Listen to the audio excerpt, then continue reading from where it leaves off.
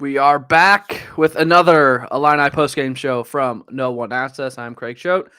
That over there is Nico Haeflinger filling in for Logan Lee while Logan is taking some time in the sun to rejuvenate, hopefully wearing some sunscreen. That Logan, because he's a little fair-skinned. But appreciate Nico joining us tonight. Illinois wins 69-60 over Ohio State, a game that Illinois needed to win.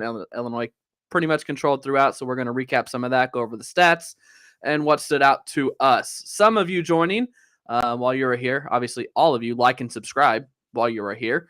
Hit the like button below wherever you are. Subscribe. Follow us on all our socials. I got Nico's below his if you want to follow him for his stuff.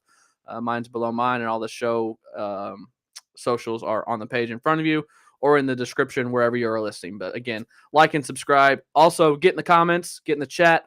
This is live, so we will read some of your comments coming up later in the show here in a couple minutes. But first, some of you joining us, a lot of you might know Nico. He spent a majority of time on TV in Champaign at Fox, Illinois. He has since left the TV business like myself. Nico, how you doing? First of all, it's been a long time since I've seen you. We text occasionally, but haven't seen you in a long time. How's it going? Yeah, it's going good. Happy to be here. Appreciate the offer. I know we've been trying to work this out for a little while, but as you know, you leave the TV business and life kind of takes things over for a little while. But slowly but surely, starting to work my way back in and talk some sports, watch some Illini from a much different perspective. As you mentioned, just want to go over real quick. Spent 5 years in Champaign as the sports director at Fox, Illinois. So I've been watching this Illinois basketball team since Brad Underwood's first season. So really have seen that resurgence, seen the struggles, seen the highs, the lows. And now coming into a much different season, obviously, with a completely different roster. And I'm sure we'll talk about that quite a bit. But yeah, 10 years in the TV business, got some normal hours now, 9 to 5, working from home a little bit and loving it. And, fortunately loving tonight's Illini game as well. Yeah, it was a fun one to watch. One question for you first, real quick. Do you miss it? Not even a little bit. I have not had a single day where I'm eating dinner at home or a single weekend where I can do whatever it is that I want to do, where I've been like, man, working till 11 p.m. really has its perks. Yeah, really. No kidding. I'm right there with you. I talked to Nico months ago because when Illinois football was really starting to roll, it's hard to get me and Logan on the same schedule on Saturdays. So I was like, Nico would probably be a good fill-in for football. We thought about doing some football post games.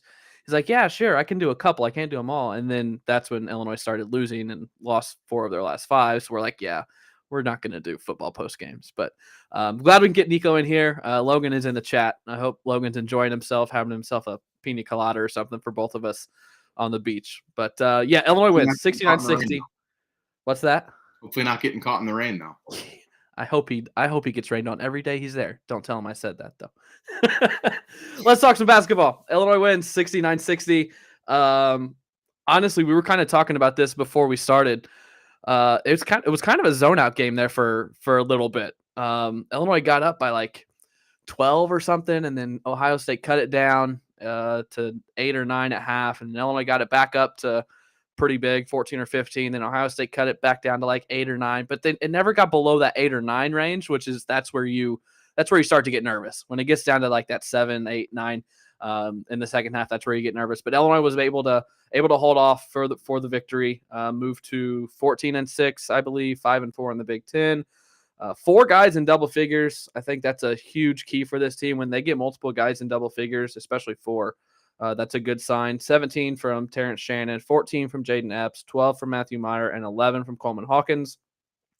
And then a couple guys went off on the boards too. Coleman Hawkins had 9, Matthew Meyer had 8, Terrence Shannon had 7, and Ty Rogers also had 8. Good game from him. Coleman Hawkins with 6 assists. Illinois shot 41% from the field, 18% from 3. That's pretty key. When you shoot 18% from three and you still win by what should have been double digits, that's a good sign. And then 89% from the free throw line. Rebounds. Where's rebounds here? Out rebounded Ohio State 44-30. Another good sign. So just a lot to like tonight. Not a lot to dislike other than the 3-point shooting, which we know this team's not good at shooting the three. So that's about to be expected. So Nico, 9-point win. What do you think?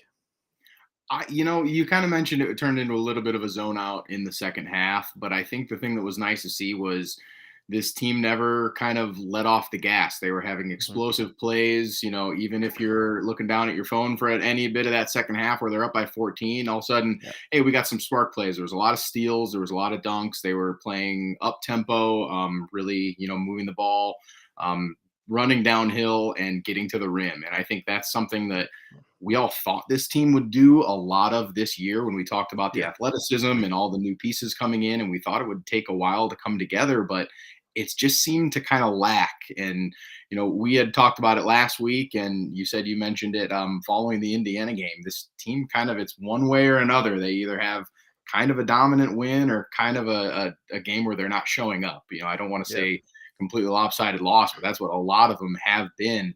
But I think this game was a lot of fun. I've been to one game this season. It was the Syracuse game. That was a 29-point blowout win, but there weren't that many electric plays. I think one of the more exciting moments was the back-to-back free throw misses for free chicken nuggets. So it's it hasn't really been that up-tempo speed that we all kind of thought we would see. But I think tonight showed a little bit of that athleticism that this team clearly is capable of playing of and has the ability to do. Yeah, got those nuggets tonight too. They did. Yeah. It was nice to hear the announcers get into that too, because that place was rocking following those nuggets. Yeah. And as soon as that happened, they had, multiple big plays in a row after that as well. Yeah, and then the place got rocking too when Zed Key fouled out and he wouldn't sit down. The student, I don't know if you caught that. He fouled out and they did the left, right thing, and then he wouldn't sit down. So they were just chanting standing at him for like 5+ minutes because he did it through the media timeout. It was funny. It was funny. So we normally go like over a key three, and I think you touched on what my first one was going to be, was the big play, the momentum plays. Like a lot of times this team will be in a situation where they're up by like 6 or 7 with a chance to step on a throat and hit a three, or make an alley-oop like they did tonight to Coleman Hawkins or Ty Rodgers, and then they throw it away or make a stupid mistake. Like you said, they didn't do that tonight. They were aggressive for the full almost 40. I think probably under 2 minutes. They were kind of like, all right, this is over. But I like the aggression across the board. I don't think there was one guy that laid up tonight, which was nice. Yeah, and I think looking at, like you said, keeping that aggression up, and one thing that when looking at the season as a whole with how hot and cold it's been, where they either show up or they don't, the game started, Coleman hit that three, and then it was like, oh, this could be good. And then the next possession, turnover from him on a very bad pass. And it was kind of like, that's right there, that hot and cold nature right out of the gate. And you saw some stretches in the first half where they were playing pretty well, and they were able to, I think, build up an 8-point lead heading into the half. And then they came out in the second and they had a nice big bucket once again to open the second half. And from there, it felt like they never let off the gas. I was kind of waiting for that first mistake to see how the team would rebound, and it just really never seemed to come. And by the time they, maybe did make a mistake, it was already kind of out of reach. Yeah. I like to look at, I don't know how much you look into analytics, but I always have the live stats up here, and they've got an analytics section. And my favorite is efficiency. It's all the good, subtract the bad. So points, rebounds, assists, steals, and blocks, minus missed shots and timeouts. Really anything in double figures is good. And Coleman Hawkins was a 24 in efficiency today, which is outstanding. Might be his best all season, because normally he's right about that 10 because, he turns the ball over so much and he misses so many shots that efficiency falls. But he only missed he was 5 for 10 from the field. All 5 shots he missed were threes, but he had those 9 rebounds. He had 6 assists, and he only had 1 turnover. So you were just talking about that bad pass early in the game. He didn't have any turnovers the rest of the game. In our group chat, Go ahead. That's been something that's been Coleman's struggle. It feels like That's all what I was gonna season. say. It's Yep. been those mistakes, and everybody that I've talked to throughout the year, it kind of seems like he's been in his own head too much. Mm, That the only thing yeah. stopping Coleman Hawkins from being one of the better players, not only on this team but in the Big Ten, is Coleman Hawkins. And it kind of seems that Yep. there's been that bridge that he just hasn't been able to cross. And hopefully tonight was a good sign that he made that mistake early, Yep. like you just said, and didn't let that kind of dictate the rest of his game, and was still able to make a lot of impact plays. Yeah, he's a little lackadaisical at times, I think. And most of his turnovers, and I can see it in his eyes watching the game when he wants to make a skip pass. He can't make skip passes. They get intercepted 80% of the time. And I saw it a couple times tonight, and he loaded up and then he didn't. I was like, there you go. We're making progress. So Opposite of Andre Curbelo, where he'll see that and gun it yeah, full speed ahead. yeah. Although the last couple shows, me and Logan have said Andre Curbelo would be a great fit on this team because there's no point guard. But Couldn't agree more. I we'll we'll leave that for I did another time. I was in the minority of him go. Yeah, yeah, yeah. Well, we can talk about that another time since he's obviously not here anymore. Um, yeah, I don't want to say this team goes as Coleman Hawkins goes because there are other guys. But when this team gets a good Coleman Hawkins like tonight, they're going to be hard to beat. But I feel like it's so hit or miss. It's like every other game. He can't string multiple games together. And I think that kind of just goes to basketball as a whole now. You Yeah, need the superstar, you need a solid number two option, but so much of it is getting that third guy that's going to be a consistent third scoring option. And I think that's kind of been the thing that this team has maybe struggled with throughout the year as well. I think Shannon's obviously been your best scorer. Matthew Myers really kind of turning into that number two. It's a matter of who's been that number three option. You've seen some flashes from Coleman Hawkins. Jayden Epps yeah, has shown some flashes. I think he did that again tonight. yeah, Dane Danger has had some stretches, but he's also, had the foul trouble, had some turnover problems throughout the year. So I think it's getting that consistent third scoring option that will, this team is really going to need to develop that down the yeah. stretch if they want to, make it out of that first weekend of the NCAA tournament. Yeah, tough game for Dane. 3 of 5 shooting, 6 points, 4 rebounds. Only played 13 minutes. He had 4 fouls. He just never found a rhythm tonight. Not a huge impact really because everyone else played quite well. I thought Ty Rogers and RJ Melendez both played really well as well. It's nice to see RJ kind of coming around. He only had 3 buckets, but I feel like he was everywhere tonight. And Ty Rogers the same. He had 8 rebounds tonight. I feel like if you get that out of those two guys in that position, RJ played 31 minutes, Ty played 16. I mean that's a good combo there for quality minutes off your bench.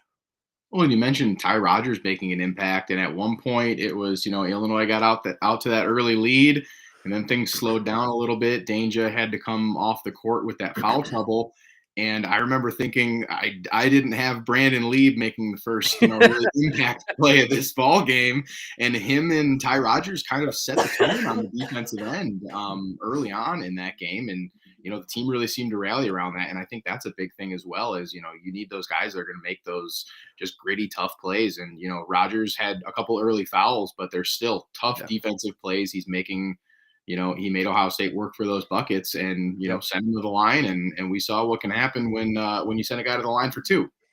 Yeah. Whole stadium gets free chicken nuggets. Whole So stadium. Yeah. All you got to do is text the number, I think. I just saw that on Twitter. You just got to text the number and you get the nuggets. But yeah, Brandon Leap 2 minutes tonight, 2 points. An offensive foul. He tried to get 4 points and he just ran over that guy. tried to dunk from the elbow. It was a valiant effort. You can't knock the hustle on that. Yeah. Yeah. All right. We've been going for about 15 minutes here. Let's say hi to the chat. Check in on some people. I know Logan's in there, but we're not going to bring his up because he's having too much fun. Yeah, this was a good play too. Jayden Epps off the back inbounds. I don't know why guys continue to turn their back to the inbounder under the basket. It seems like you see it every week if you're watching any highlight shows. I mean, it's not like a one-time-a-year occurrence. It is, if not weekly, every other week, a guy's finding a way to make somebody look like an absolute fool. And, great heads-up play. And you love to see that from such a young player as Yep. well, and a guy who's Yep. really, kind of just took his opportunity early and has made the most of it, and he keeps making plays like that. I mean, he's not going to be coming off the court too often. Yeah, we got a comparison from Philip here you might appreciate. Coleman Hawkins reminds me of the '06 Chicago Bears. Rex Grossman, high highs and low lows, no middle. I still to this day love Rex Grossman. And maybe that says more about how terrible the quarterback situation has been, but it's kind of a fair comparison because Yeah. when Coleman's on, like I said earlier, he's not only one of the best players on this team, he's one of the best players in the Big Ten. And I think they mentioned on the broadcast tonight that he has stretches that show like this guy can play at the next level. It's Yeah. just a matter of stringing that together and avoiding those games where he has some stretches as well where you're like, what are you doing? Like, Yeah. slow it down. Stop chucking up contested threes and turning the ball over. And Yep. you mentioned turn the ball over. That can be Rex Grossman right there. So good Coleman, bad Coleman might be the new theme of the season. The good Rex, bad Rex. Dade Pitchford. Terrence, good things happen when we drive the ball to the basket. I'm so impressed with Shannon's ability to pass when he goes downhill. This team is so much different when Terrence Shannon is aggressive and gets to the paint as opposed to when he tries to break down a defender and hit a step back three. I've said it for the last 3 games. Shannon needs to take more 2s than 3s. If he's taking more 3s than 2s, this team is in trouble. So I 100% agree with Dade here. Shannon getting to the rim is like key number 1 for me for this team. And I love the thought as well. I mean, we talked about it right from the beginning about how much this team pushed the pace, really played downhill, got to the rim a lot. Even when they were up big, they didn't stop going to the rim and, rather than just run the clock and chuck up threes like we've seen them do sometimes. You mentioned Shannon was shooting the three, and I can't agree more that watching him get to the rim, I mean, we haven't seen an Illinois player like that. I mean, Yep. outside of Io DeSumo, we haven't seen a player with the ability to get to the rim like Terrence Shannon can do in a very long time in an Illini jersey. And it's something that is such an important part of his game and such an important part of this team's success as well, because even when he doesn't score when he gets to the rim, he draws a big foul. I mean, those are momentum plays, and he's a very good free throw shooter as well. And it's definitely something that he needs to, continue to do for this team to make a deep run this year. It's reminiscent of, I'm sure we saw it in person because we were sitting courtside shooting video when Trent Frazier would drive and he did that like lefty wrap around like 3 guys. Like Shannon doesn't do that, but the defense does the same thing. Terrence gets to the paint and all 5, for example, tonight, all 5 Ohio State guys collapse on him because they think he's going to take it to the bucket. And then if he's able to pass out, Illinois is not the best 3-point shooting team, but if you can find Jayden Epps or Matthew Meyer on that drive, then I'm happy with that. I'm even happy Coleman Hawkins. If Coleman Hawkins is open, sure, shoot as many threes as you want. It's when he shoots the 30-footers that they get in trouble. So, Yeah, and you mentioned they've sure. got a lot of options of guys that would obviously have the green light when they get an open three. It's just, like you said, that matter of there's a lot of possessions where they kind of just chuck up contested threes. There was one from Terrence early in the first or late in the first half. Kind of just chucked up a 3, and it looked like he was calling over to Brad that he needed a break, and he didn't come out. But then I think 2 possessions later, he drove the rim, he got fouled, and went to the free throw line for 2. And that was a big play and part of the reason that they were able to kind of extend that lead heading into the halftime. Yep. A couple more here, then we'll get back to our show. Michael, loyal viewer here, back-to-back slams with Hawk and Ty were awesome. That was probably the loudest it got other than the Nuggets, was those dunks. Ty Rodgers has maybe the best vertical on the team. His head was at the rim. Yeah, those were I some love it. powerful slams, and just want to once again reiterate, like, this team never let off the gas. And I think that's something that this team needs to do, though, because when you have such an up and down season, you need to have that game where you do everything that in your ability to kind of figure things out, because you're going to need it down the stretch. And that's going to be the big question mark, is what happens in some of these close games, because they're going to come at some point. So, kind of playing like you're still, every possession is so crucial, even when you're up by 12. And once you get momentum, not relinquishing it. And I think those back-to-back dunks were definitely the highlight of that game. The most annoying thing about this team is in those situations, like you're saying, effort is something you can control. Like the Penn State game and the Mizzou game, especially when you get blown out like that, it's not because they lost to the better team. It's they didn't show up. There was no heart. There was no effort there. When everyone says this team is maybe the most talented team in the Big Ten, and you're losing by 20 to Mizzou, that comes down to heart, which you control your own how you prepare and how you play, which that makes this team so annoying. All right. We'll stay away from the chat for a little bit. If you got anything, we'll probably be here for about 10 more minutes. So if you got anything else, get in there, and we'll close the show with that. I know it's your first time here, but we do an everyday guy of the game. I will let you go first. Who's your everyday guy that maybe didn't stuff the stat sheet, or was it the leading scorer, but kind of did it all right, and you walk away tonight impressed with? I think there's two different avenues you can go. I'm sure whoever I don't go with, you will. I gotta go with Coleman Hawkins though. Yeah. We mentioned it from the start that he came out, he set the tone right away, knocking down his first three of the game. And for a guy who can kind of be a streaky shooter sometimes, I think it's important to see that first one go in. He got that. He did have the turnover on the following possession, but that was pretty much his last mistake of the game. And that's last bad mistake of the game. Never got down. He was making impact on both ends of the floor. Defensively, offensively, he was scoring, passing, rebounding. I think it was probably his best all-around game of the season. And I think it's something that if that Coleman Hawkins can show up a majority of the games down the stretch, this team is going to have the ability to move up the standings in a Big Ten that's been, at least compared to recent years, fairly lackluster. It's definitely, I think, more open and less top heavy than it's been in the last 5 or 6 seasons. Yep. We've talked about it for weeks. It's Purdue, 12 teams, and Minnesota. Like that's what it is. So yeah, if Illinois can get this Coleman Hawkins, they will probably, I'm 95% confident they will get the double bye. They'll finish in the top 4 in the Big Ten if they get this. 11, 9, and 6 tonight. So 1 rebound and 4 assists away from another triple-double, because you saw his first one against Syracuse, which was only the 5th in Illinois history, which is crazy to me. Who is your other one? Because I'm not sure I'm going to go with who you thought. Ty Rodgers would have been my other one. I think he was just maybe the most fun player on the court tonight, because he didn't, he wasn't leading the team in minutes, but when he was out there, he was making his presence felt. And like I said, if he's not necessarily getting a stop, he was getting a hard foul, and all of his fouls weren't easy. They weren't like the ball was going up and getting a chance to go in. No, he was making them earn it at the line. And I thought those plays like really kind of set the tone early on, especially with Danger out, that, even with a minimal front court for however long Danger was out in that first half, Ohio State was going to have to earn it when they were coming into the paint. Yeah. He rebounded nicely from the easiest layup miss ever. Remember, did you see that play in the first half? It's wide open lane. He made a great cut. There was a great pass to him in the lane, and instead of using the left, he tried to do the nice little like behind your head like flip with the right, and he missed it.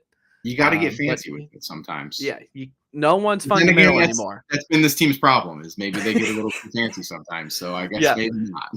And I'm sure that's one that's going to be highlighted on mistakes that we can clean up. Brad's going to be calling out that play in particular. Yep. That's not who I was going to go with. He did deserve mentioning, so I'm glad we talked about him. But I was going to go with Jayden Epps. He started tonight, took the place of Sincere Harris in the starting lineup. Scored 14 points, 2 of 8 from 3, 2 rebounds and an assist. So he didn't fill up the stat sheet. He was only 3 in the plus minus, but I thought he played well. And he's the one guy so far this season, I guess other than Terrence Shannon, that has hit the big shot when they need it. He hit a couple threes tonight that really extended the lead to like 14 or 15 and kind of put it away. So I'm going to go with Jayden Epps for my everyday guy, just for stepping into the starting lineup and hitting some big shots in the second half. And the heads-up play off the back, that's going to be a fun one for the highlight reel at the end of the season as well. Yep. One other thing, we just mentioned Ty and Jayden. Sincere Harris, haven't obviously listened to the postgame, but Sincere Harris only played 7 minutes tonight. No points, 0 of 2, 2 fouls. he just didn't do a whole lot. I don't know if there's something behind it or if it's just Jayden and Ty were playing so well, but still, you'd like to see him get more than 7 minutes, even if those other guys. So I don't know what's going on there, but an off night from Sincere Harris tonight. I think there probably is something to the fact of how well Ty Rodgers was playing. One of, if not his best game of the season. And when you're making an impact like that, sometimes you kind of just got to start rolling with some different options on the floor. Maybe, try some different packages out there to kind of see what else you can get, because this team hasn't really been able to piece it together quite yet, at least for significant stretches. So maybe kind of just working with some different options, seeing what you can get. All right, that's all we've got for our rundown. So we'll get back to the chat. If you got anything, this is last call. We're probably going to shut it down in like 5 minutes. So last call for chat.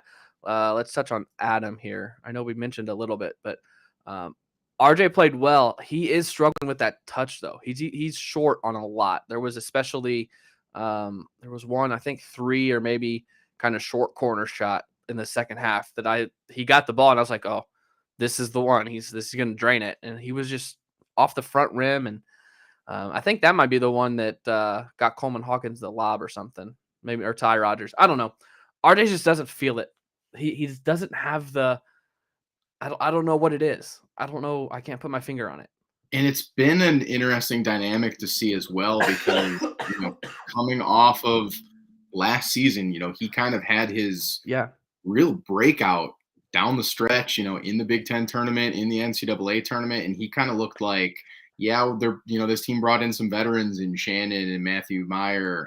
He kind of felt like the guy, though, that was one of those returning guys, getting the full off season on campus, who was really going to make a big impact. And not that he hasn't had his moments this year, but I think it's been a little short of what a lot of us kind of felt he was going to be able to do when you look at kind of making that jump from year 1 to year 2. Yep. Next up here, Danger helped shut down the OSU bigs. Yeah, I didn't realize this. Ohio State came in 7th on KenPom in offense. Oh, wow. And yeah, they were 7th in the country on KenPom's adjusted offense efficiency, or whatever he ranks them. But Illinois really shut him down. What did they shoot from the field? 37% from the field, 40 from 3, 60% from the free throw line, 60 points. I'm sure that's much lower than their season average. Dane continues to impress me. I know he had an off game offensively, and me and Logan have said this, so I'm going to get your thoughts. There are certain aspects of his game that are better, if not much better, than Kofi. What do you think? I can't disagree with that. I look at one play in particular, that spin move that he's been able to develop, where he kind of, fakes inside and then goes baseline back with the other hand. He's done that every game effectively, and it hasn't been stopped very often. And at one point tonight, it did get stopped, and I think he came back to it. If it wasn't the next possession, it was 2 possessions later, and he was able to hit it for a big bucket right there. But he's got such a unique skill set, I think, for a guy his size, and how surprisingly nimble he can move for being 6'9", 270. He has so much potential, I think, to get better down the stretch as well. And, we see the flashes. It's just going to be a matter of, and when you look at it, Kofi was kind of the same way as a freshman when he was really starting to get in there, play significant minutes, that he struggled with fouls early on, and it was kind of, being able to develop your game and reel that back. So I think if they can kind of start to limit those fouls and continue to get his motor up a little bit, he's definitely going to be such an integral part for this team down the stretch. And it's going to be kind of fun to see if he can continue to develop that. You had mentioned that he didn't necessarily play a great game. I wouldn't really say that he played a bad game, though. I thought he made an impact on both ends of the floor when he was out there. Yeah, he was in foul trouble for a little bit, but he made, I think, enough quality plays to get a positive grade tonight. Yeah. Michael saying his feet remind him of Georgie. Me and Logan said in our mid-season kind of roundup episode we did on Saturday that Dane Dange is our biggest surprise of the season, far exceeding expectations, and hope it continues, because his ascension has been key to this team. I know it's changed what this team is doing, because we talked this all offseason about how, this up and down. Brad's getting back to his 7-second offense, and I think Danger has kind of changed that, but I think it's for the good here. Last thing in the comments here, 9 of 9 from the line from TJ tonight. Free throws, man, they're so Jekyll and Hyde with this team. Like one game they'll show what they go 30 or 40% from the free throw line a couple games ago, and then they go 16 of 18 tonight. It just doesn't make sense. But I think Shannon's the one guy from the free throw line that you can kind of count on to shoot like this, because that's a lot of his game. And that goes right back to what we've kind of been saying all night, that how important and such a big part of his game is getting to the rim. Yep. Guys that can get to the rim need to be able to shoot free throws. And he does that at, to use a Brad Underwood term, an elite ability to shoot, when he gets to the rim to make his free throws. So had to squeeze that one in there. I knew you'd get a kick out of that. I have 2 pet peeves with Brad Underwood. One is his use of the word elite. He uses it way too much. The other one is his orange blazer that's not orange. You it's have like had a salmon. problem with that since like 2017. Yeah, and he won't get a new one. Okay. Up next, I know it's Wisconsin. I'm trying to pull up the schedule here. I know it's Wisconsin on Saturday. Yeah, Wisconsin at Wisconsin, the Kohl Center on Saturday, 3 p.m. Eastern, my time, 2 o'clock Central on Fox, the big Fox network. So nationally televised game. Currently, Wisconsin's 12-6 and 4-4. I'm assuming they play either tomorrow or yes, they play tomorrow at Maryland. Not the easiest place to play, but Maryland has kind of fallen off since they beat Illinois. So Saturday, 2 o'clock Central on Fox for all you Illini fans back in Illinois, 3 o'clock for me. What do you think? You think they can sweep the Badgers this year? It's always tough to get, 2 wins over an opponent in this league. And, every Big Ten game is hard. And I think you see it every year that, you mentioned how great Purdue is this year and how terrible Minnesota is. Would it really surprise anyone if Minnesota was able to squeeze one out of Purdue where you just have an off night? And that one might surprise you, but you see it every year in the Big Ten. It's just a matter of, which team will show up. That's going to be the big question. And that's something that I don't think we're going to have an answer to for the rest of the season can this team consistently prove that they can play at a high level in the Big Ten? I think that's going to be the next 2 months of the season is determining that. And if they can even do it, just make the losses not blowouts.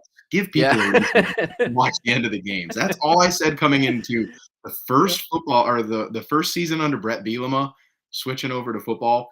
Give people a reason to watch the game in the last 4 minutes. Yeah. And most of the losses for Illinois this season, people have not had a reason to watch the game in the last 4 minutes. And in basketball, that's a little bit worse than in football. That's a good point. Give everyone a reason to stay for the whole game. I expect a close one. I'm sure the line will be like, probably it was 3 tonight. I would assume it'll be like similar on Saturday, probably in Wisconsin's favor since it's at Wisconsin. Kohl Center, as we know, is kind of been a tough place for Illinois. So we'll see. It should be a good one, but we say that every time. And like Nico said, it's either a 15-point win or 15-point loss. So we'll see. Just start finding that middle ground a little bit. Somewhere. It's got to be there somewhere. Thanks, Nico. It was fun. Yeah, thanks for having me, Craig. Maybe we'll do it again sometime. Logan's gone for a couple more games before he comes back, so I'll need some fill-ins for the next couple games. But it was fun. I appreciate it. Thanks for your insight. I know you're not tied to the program anymore, but you know what's going on, and you're still in Champaign, unlike me. So you're a little bit closer to the team than I am. Yeah, still fun to talk a little orange and blue with you and get to catch up a little bit. All right, man. We appreciate it. For everyone else, like and subscribe. We will see you next time. I believe on Saturday we'll figure something out. It might be myself. It might be Nico. It might be Tyler. Won't be Logan. I know that. But for Nico, I'm Craig. Thanks for watching.